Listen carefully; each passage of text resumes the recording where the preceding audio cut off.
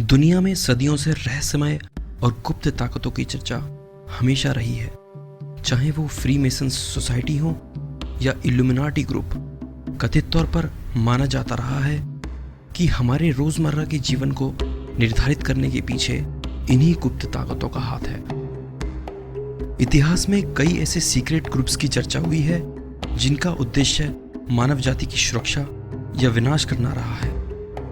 आम इंसान अपने रोजमर्रा के कामकाजों और अपनी सीमित सोच के बंधन में इन सभी बातों पर शायद ही गौर करता है। हम इन सभी सीक्रेट ग्रुप्स को पूरी तरह सच तो नहीं मानते, पर पिछले कई दशकों में सामने आए गुप्त ताकतों के किस्से सुनकर हम इन्हें अनदेखा भी नहीं कर सकते। ऐसे ही एक सीक्रेट ग्रुप के बारे में जानेंगे आज के इस एपिसोड में, जिसका गठन हिंदुस्तान में सम्राट अशोक ने किया था।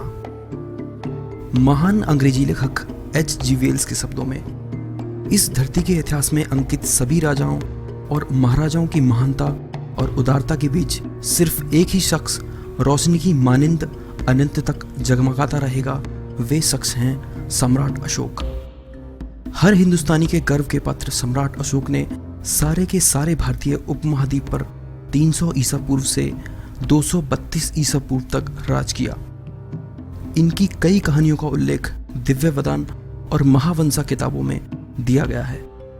अशोक स्तंभ सम्राट अशोक की आत्मा को संजोए भारत की शान का प्रतीक बनकर अपनी महानता का डंका पीटता रहा है। लेकिन क्या आपने कभी सम्राट अशोक से संबंधित ऐसी कोई कहानी सुनी है?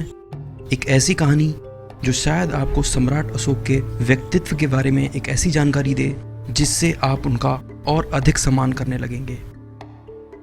यह कहानी है महान सम्राट अशोक द्वारा नियुक्त किए गए 9 उन अज्ञात लोगों की जिनको 9 किताबों को संरक्षित करने का कार्य सौंपा गया था। इन 9 किताबों में 9 अलग अलग प्रकार की विद्याओं का विस्तार से वर्णन किया गया है।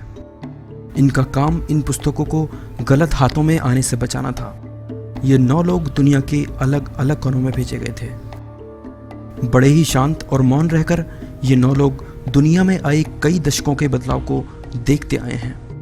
हमारी ज्ञान की सीमाओं के बाहर ये गुप्त लोग द 9 अननोन कहलाए। पर इन 9 लोगों को नियुक्त करने के पीछे का क्या मकसद था? सम्राट अशोक को ऐसा क्या लगा जो उन्होंने इन 9 लोगों को नियुक्त किया? आइए जान लेते हैं।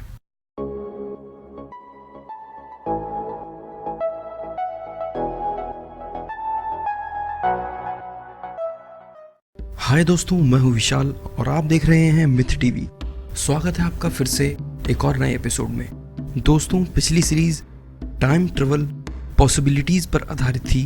अगर आपने ये सीरीज नहीं देखी है तो प्लीज देखिए, उसका लिंक आपको नीचे डिस्क्रिप्शन में मिल जाएगा। ईसा से लगभग 270 साल पहले सम्राट अशोक ने सत्ता संभाली। सत्ता संभालते ही अशोक ने पूर्व और पश्चिम दोनों दिशा में अपना साम्राज्य फैलाना शुरू कर दिया। उन्होंने आधुनिक असम से ईरान की सीमा तक साम्राज्य केवल 8 सालों में विस्तृत कर लिया था।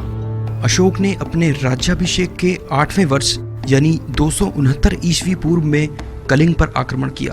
13वें शिलालेख के अनुसार कलिंग युद्ध में 1,50,000 व्यक्ति बंदी बनाकर निर्वासित कर दिए गए थे और 1 लाख लोगों की हत्या कर दी गई। सम्राट अशोक ने इस भारी नरसंहार को अपनी आंखों से देखा। इससे द्रवित होकर अशोक ने शांति, सामाजिक प्रगति और धार्मिक प्रचार किया। कलिंग युद्ध ने अशोक के हृदय में महान परिवर्तन कर दिया था। उनका मन मानवता के लिए दया और उदारता से भर गया। उन्होंने युद्ध क्रियाओं को सदा के लिए बंद करने की प्रतिज्ञा की और बौद्ध धर्म अपना लिया। यहाँ से आध्यात्मिक और धर्म विजय का युग शुरू हुआ। बौद्ध धर्म अपनाने के बाद अशोक ने उसे अपने जीवन में उतारने की भी कोशिश की। उन्होंने शिकार और पशु हत्या करना छोड़ दिया। जन कल्याण के लिए चिकित्सा, पाठशाला और सड़कों आदि का निर्माण करवाया गया। बौद्ध धर्म के प्रचार के लिए अशोक ने अपने प्रचारक नेपाल, श्रीलंका, अफगानिस्तान, सीरिया, मिस्र और यूनान तक भेजे। पर इन सभी के साथ अशोक ने यह भी माना कि मानव जाति अपने बुद्धि और बल का प्रयोग करना जानती है और इसे वह अच्छे बुरे दोनों तरह के कामों में प्रयोग में ला सकती है। साथ ही साथ इंसान विज्ञान और तकनीक का उपयोग मानव जाति के विनाश के लिए भी कर सकता है। इन सभी बातों पर गौर करके सम्राट अशोक ने फैसला किया कि वह कोई ऐसा तरीका खोजेंगे जिससे आधुनिक विज्ञान और तकनीक की लगभग सारी गुप्त जानकारी को ऐसे लोगों से बचाकर रखा जाएगा जो इसका उपयोग मानव जाति के खिलाफ कर सकते हैं। इस दिशा में आगे बढ़ते हुए अशोक ने 9 लोगों की एक सीक्रेट सोसाइटी का गठन किया जो द 9 अननोन कहलाए। इन 9 लोगों को आधुनिक विज्ञान की सभी गुप्त जानकारियों को गलत हाथों से बचाने और उन पर भविष्य में रिसर्च करने के लिए नियुक्त किया गया था, ताकि ये गुप्त जानकारियां मानव जाति के कल्याण के लिए प्रयोग में लाई जा सकें। और इस तरह से उन 9 अज्ञात लोगों का जन्म हुआ। इसके लिए अशोक ने अपने 9 भरोसेमंद शिष्यों को चुना और हरेक को एक अलग अलग गुप्त किताब सौंपी, जिसमें से हरेक में अलग अलग विषयों पर हमारी सभ्यता के उदय से लेकर उस समय तक मानवों द्वारा इकट्ठी सभी जानकारी मौजूद थी। और उन्हें यह निर्देश दिए गए कि वह अपने अपने विषयों पर आगे भी शोध करते रहेंगे। कथित तौर पर माना जाता है कि 9 लोगों की इस गुप्त सोसाइटी ने अपनी शोध से मौत पर विजय पाने के तरीके खोज लिए थे। इसीलिए इनके बारे में यह कहानी प्रचलित है कि इन 9 अज्ञात लोगों ने साल दर साल सभ्यताओं को बनते बिगड़ते देखा है। इन 9 अज्ञात लोगों को ये सख्त निर्देश थे कि ये कभी भी भौतिक संसार को अपनी पहचान नहीं बताएंगे। ऐसा माना जाता है कि उन्होंने सदियों के अनुभव से बहुत ही शक्तिशाली और गुप्त जानकारियां इकट्ठी की। इन 9 लोगों ने अपनी अलग भाषा का निर्माण भी किया जो केवल इन्हीं की समझ आ सकती थी। इनके बारे में यह मिथक भी है कि इन 9 लोगों ने कभी भी प्रत्यक्ष रूप से मानव जाति के लिए किसी काम में कोई भूमिका अदा नहीं की, सिवाय उस समय के जिस समय मानव जाति को किसी चमत्कार की जरूरत थी। यह 9 लोग 9 अलग अलग प्रकार की विद्याओं के लिए जाने जाते हैं, जिनमें से कुछ जानकारियां उन विषयों पर हैं जिनके बारे में अभी मानव जाति को पता ही नहीं है, यानी ऐसे विषय जो हमारी विज्ञान की सीमाओं के बाहर हैं। आइए जानते हैं उनमें से कुछ विषयों को जिनके बारे में हमें पता है। Psychological warfare and human brain wash, एक प्रकार का विज्ञान जो जन समुदाय को बदलने यहाँ तक कि पूरी की पूरी मानव जाति का ब्रेन वॉश करने की ताकत रखता है और हमेशा से मानव जाति के लिए एक बड़े खतरे के रूप में देखा जाता रहा है। साइंस ऑफ किलिंग, दूसरा विषय भी इतना ही घातक है, जिसमें कई तरह के जहर बनाने की जानकारी दी गई है जिससे इंसान को पलक झपकते ही मारा जा सकता है। साथ ही मानव शरीर के उन प्रेशर पॉइंट्स की भी जानकारी दी गई है जिन्हें छूने भर से इंसान मर सकता है। माइक्रोबायोलॉजी, तीसरी किताब में सूक्ष्म जैविकी यानी माइक्रोबायोलॉजी की बेहद बारीक जानकारी को शामिल किया गया है, जिसमें ऐसे रोगाणुओं को जनित करने की जानकारी दी गई है जिनसे ऐसे भयंकर रोग पैदा किए जा सकते हैं कि पूरी की पूरी मानव जाति का अंत किया जा सके। अल्केमी, चौथा विषय अल्केमी का है, जिसमें धातुओं को सोने में बदलने और अमर होने के लिए बनाए जाने वाले गुप्त रसायनों की विस्तार से जानकारी दी गई है। अल्केमी एक समय में पूरे यूरोप में काफी प्रचलित थी। कम्युनिकेशन, पांचवा विषय अलग अलग तरह से कम्युनिकेशन करने पर आधारित है। ऐसा माना जाता है कि इसमें उन गुप्त भाषाओं की जानकारी है जिनसे मानव एलियंस यानी परग्रही जीवों से बात कर सकता है। यह तरीका 237 ईसा पूर्व यूरोप और अन्य इलाकों में काफी प्रचलित था, जिसमें कुछ लोगों का दावा था कि वो एलियंस से भी बात कर चुके हैं।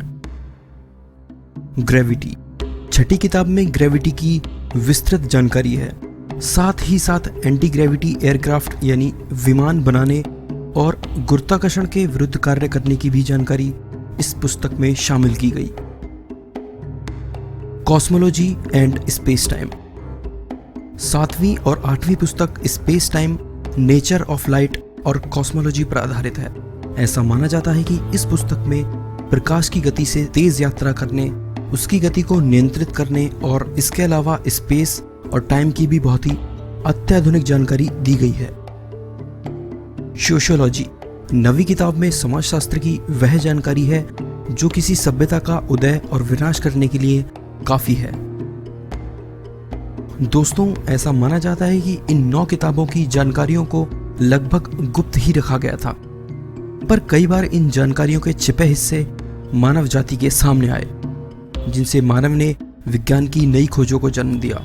स्पेस टेक्नोलॉजी, मेडिकल उपलब्धियां और कई तरह के मार्शल आर्ट इन्हीं 9 किताबों के विषय पर आधारित हैं। ऐसा मानना गलत नहीं होगा कि वे सम्राट अशोक ही थे जिन्होंने एक ऐसे दल की स्थापना की जिसे पश्चिम में इल्यूमिनाटी के नाम से जाना जाता है।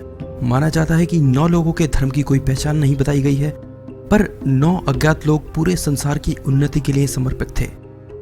यह सम्राट अशोक की महानता का प्रमाण है। इन 9 अज्ञात लोगों ने साल दर साल सभ्यताओं को बनते बिगड़ते देखा है। कहीं ऐसा ना हो कि इन सहनशील लोगों की महानता हमेशा के लिए गुमनाम ही रह जाए। सच्चाई या मिथक, यह सोचना आप पर निर्भर करता है। यह कहानी काफी हद तक सच्ची भी लगती है और मिथक भी। अगर सम्राट अशोक ने कोई ऐसा कार्य किया था तो जाहिर तौर पर दुनिया के इतिहास में वे सबसे महान शासक थे। ऐसे बुद्धिजीवी शासक जिनकी सोच आम मानव की सीमाओं से कहीं परे थी। दोस्तों, आज के इस एपिसोड में बस इतना ही। आपको वीडियोस कैसे लग रहे हैं प्लीज कमेंट में बताइए। अच्छा लगे तो जरूर से लाइक कीजिए, साथ ही चैनल को सब्सक्राइब कीजिए ताकि आने वाले वीडियोस आप लोग मिस ना करें। मैं हूं आपका दोस्त विशाल। फिर से मिलेंगे एक नए एपिसोड में, तब तक के लिए नमस्कार।